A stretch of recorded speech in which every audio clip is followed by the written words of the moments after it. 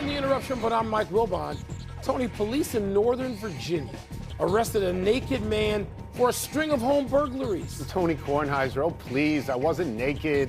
I was wearing sneakers. Oh, wow, that changes it, doesn't it? Yes, not naked. They just not changed it naked. from a Florida man.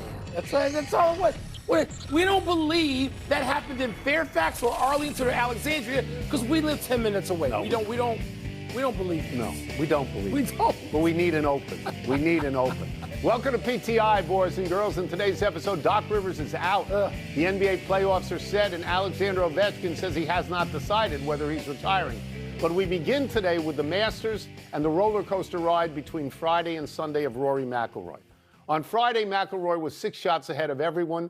By the 6th hole Sunday, McIlroy was 2 shots down to Cameron Young and later 2 shots down to Justin Rose. McIlroy recovered, had 4 birdies between holes 7 and 13 and won barely when he made a bogey from behind a tree on 18. Wilbon, we both watched. What do you make of how Rory did this, and where does this place him historically among the greatest golfers?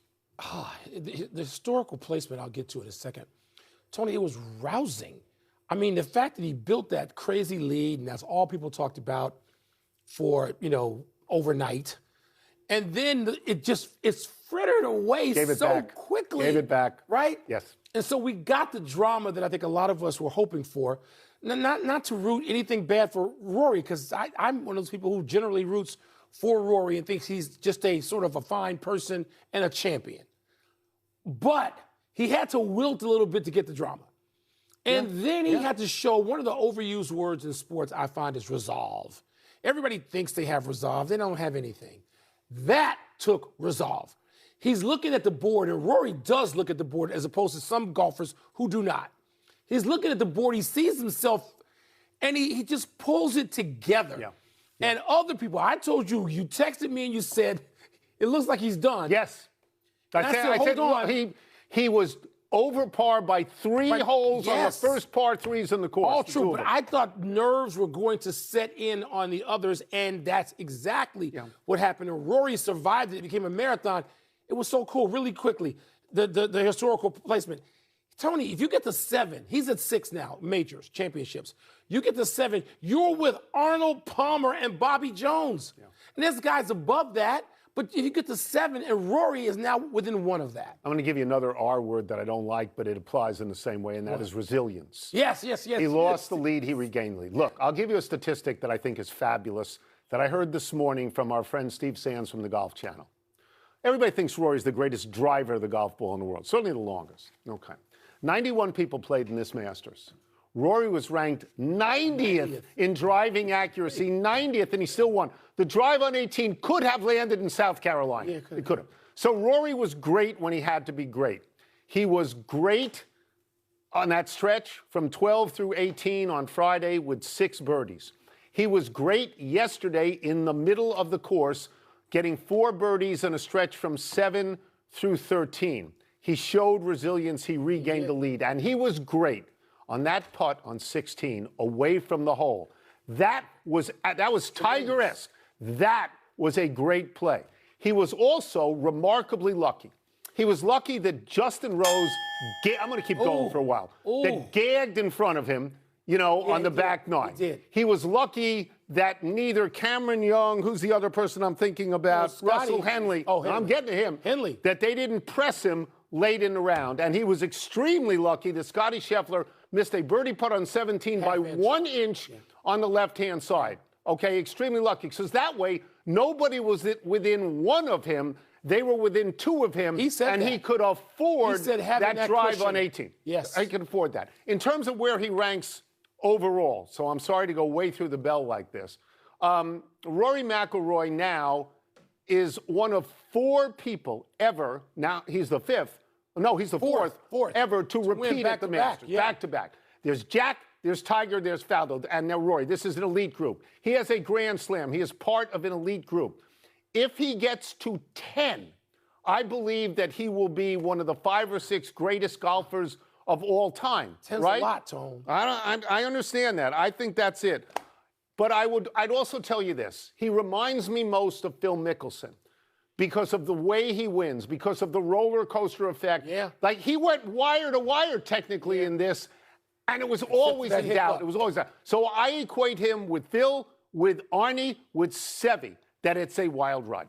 It's a fun ride if Yes, you're a great. viewer. It's thrilling. If you're a consumer, It's Rory thrilling. was only part of a leading peloton for much of the round. Scotty Scheffler, as we mentioned, made his big run en route to a second-place finish.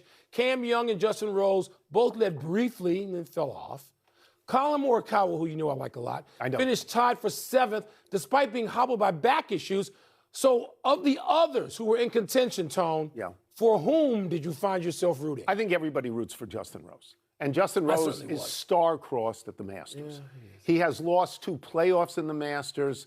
This was different. 3 second-place finishes. He had the lead. Okay, after the front 9, he had the lead. He was walking to 10 with a 2-shot lead, and then he gagged. He gagged. In fact, he missed something like a 1-foot putt late. So he gagged on that. And I think we all feel sorry for him. I will repeat on Scheffler. If Scotty Scheffler makes that putt on 17, we're going to a playoff. I mean, Scotty Scheffler was even par for the first 2 rounds, minus 11 on the weekend, 65, 68. Had no bogeys on the weekend, none. He didn't make that putt, and I think he would have won. I do think he would have won. So now he has a second place with 2 firsts in that particular tournament. I found myself, and I want to pronounce this name correct, rooting, that's Jack Nicklaus territory, by the way, that he's got in his last 20 majors, Scheffler is in the top 10 16 times. What? 16 times. Hao Tong Li from China, with whom I was unfamiliar. But as you know, because you watched, on Friday and Saturday, he hit irons to 2 feet from everywhere on the course. And then he had a disastrous back 9. He shot 80. He shot 44 on the back. 80. He had a 10. We have 10. He putted 10 into the water, off the green, completely.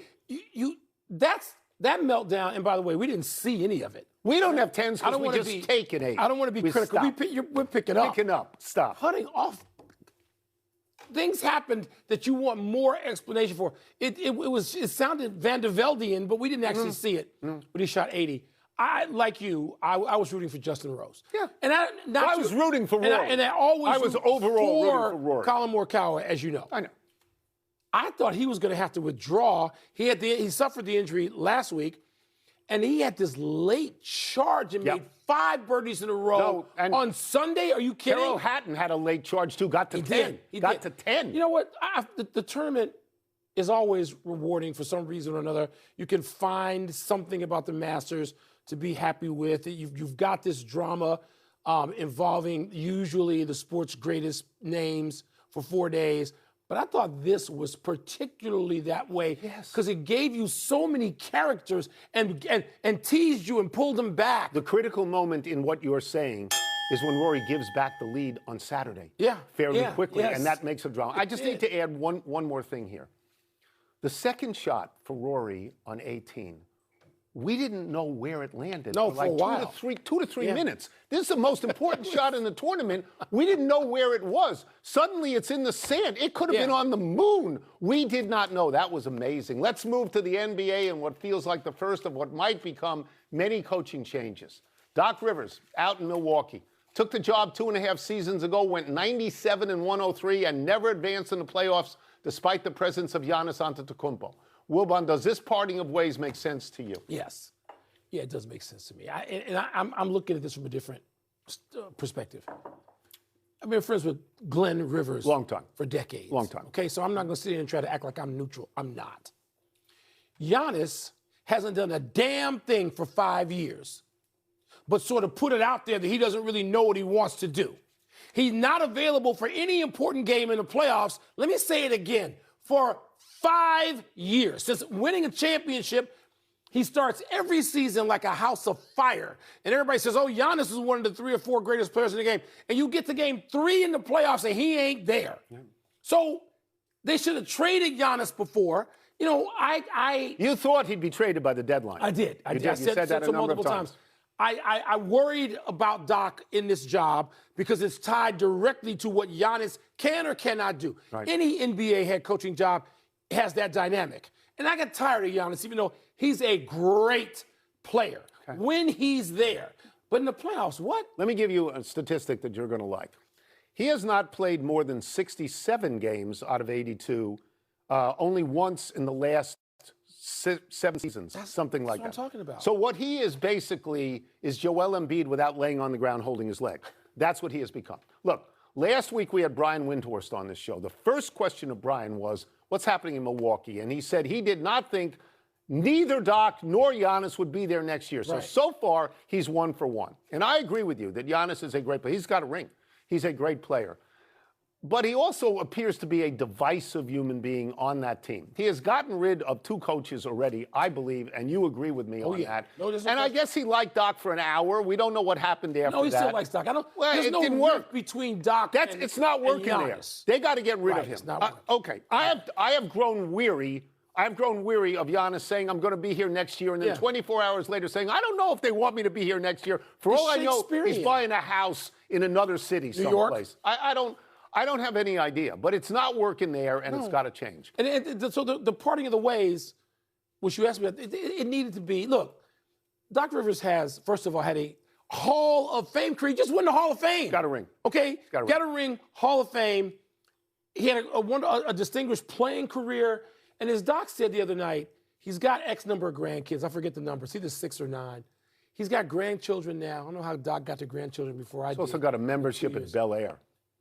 He's got sets of clubs. And he said that, right? So go do it. So do that. He doesn't need any more of this. Do you think a lot of coaches will get fired, or you think we won't have many? No, I don't think I was surprised Doug Christie was kept on in Sacramento. But wait a minute. 22 and 60. Wait. But you know why? No, I'm asking. Their organizations wanted these teams to tank and lose. Okay. So your coach in Washington is not going to get fired either. No, he's not. Keith, everybody thinks he's gone. No, he's not gone, because he's doing what the owner and the general manager said to lose. Yeah. They finished 1-26. Let me repeat that. What? Who's the win? 1-20. They beat Utah because Utah tanked in front of them. 1-26. You should not get a draft pick for that. Is Adam Silver paying attention? You should not. Let's take a break. Coming up, with the regular season over, what should we be looking forward to in the NBA's postseason? And is Alexander Ovechkin retiring or not retiring? The regular NBA season just smelled. It was awful. Too many teams tanking. It was god-awful. It was just awful. And people don't play. Now, luckily, the playoffs, which I guess the teams care now. Well, how about giving us a... Let's find out what's moving the masses in mail time. I'll get the first one. Okay, sounds Put on my good. glasses to read it. Here we go. Which is the most compelling upcoming NBA playoff series that we know about?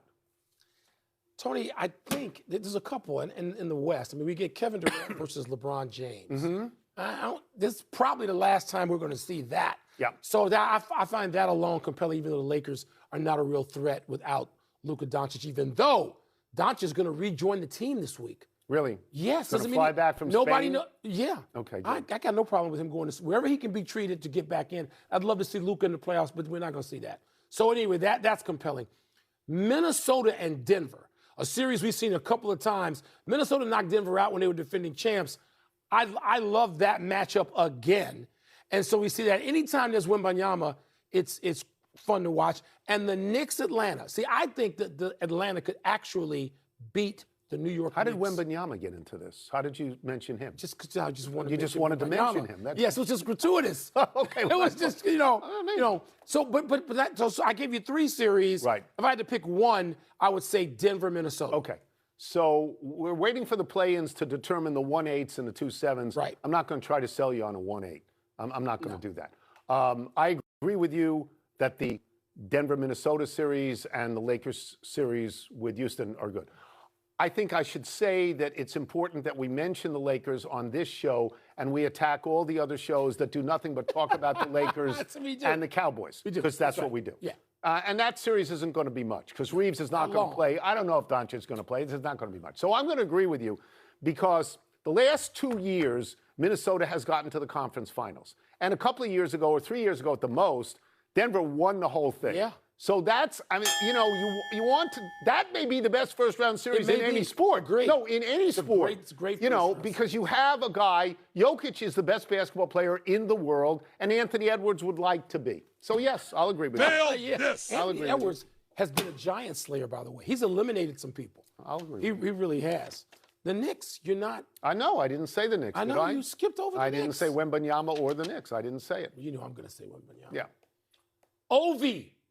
What do you think it means that Alex Ovechkin waved off the post-game farewell handshake with the Penguins. The Penguins seemed very respectful, like they wanted to do this, and Ovi was like, no. Yeah, I mean, the only thing I can think of is that he doesn't believe his season is over.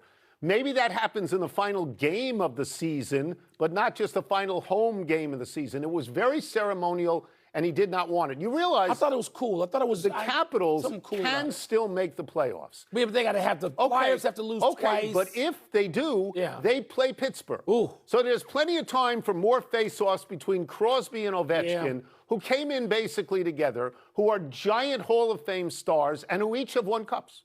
So that's important. You know, so, I mean, what hangs over this is Ovechkin retiring? Is he retiring? Is he staying? Is he on the fence? We don't know where he is at the moment. So I think maybe he just felt that this was a premature congratulation and walk-off. I think he absolutely felt that way. And it was, you know, there's so many things that we might feel critical about the way people handle, you know, their own careers at the end or late or what, not knowing what to do. I thought that was just very cool. Yeah. He wasn't upset with anybody. He was just saying, hold on, let's not rush this, Sparky. And I like that. But Ovechkin, can he play anymore? If he comes back, he can't defend. How many goals did he have this year? I know he can score. He got a bunch of goals. He can score, but there's other parts of the game, and the Capitals may miss the playoffs. 32 goals. Let me say again. He's 40 years old. The Capitals, okay. Right. So he's got this thing he does. Are you saying you're saying he should? No, retire? I'm saying that has to be an examination. And the team, if they're going to really try to be a real team again and win another Stanley Cup. Right, they're years away from that. Okay. They will never just cut him or ask him to leave. They will not do that because he's a draw. If they don't ask him to stay, people walk into that gym. I know, but if they don't ask him to stay, what does that mean? I think they will ask him to stay. That's enough email. I don't know he will.